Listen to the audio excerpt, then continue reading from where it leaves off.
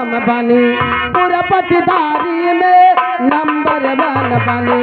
सुंदर हम बनी क्या करल कौन बनी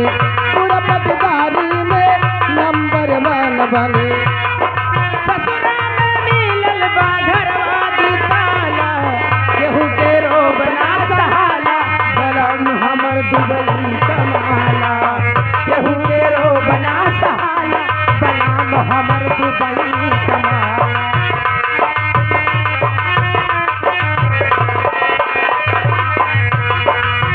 सुंदर हम बनी के करल काम बनी पूरा पटदारी में नंबर 1 बनी सुंदर हम बनी के करल काम बनी पूरा पटदारी में नंबर 1 बनी ससुरा में मिलल बा घरवा दुताला ससुरा में मिलल बा घरवा दुताला केहू के रोबना सहाला हतार हमर दुबई कमाला केहू के रोबना सहाला बलम हमर दुबई कमाला मालिक चाल भूल काला बलम हमर दुबई कमाला केहू के रोबना सहाला बलम हमर दुबई कमाला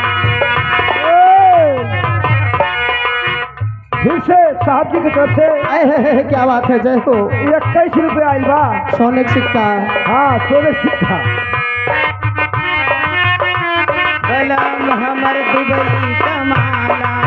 केहू के रोब ना सहाला बलम हमर दुबई कमाला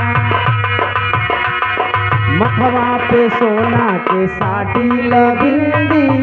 घरवा में ननदी से बोली हिंदी मथवा पे साटी ला सोना के बिंदी घरवा में ननदों से बोली ला हिंदी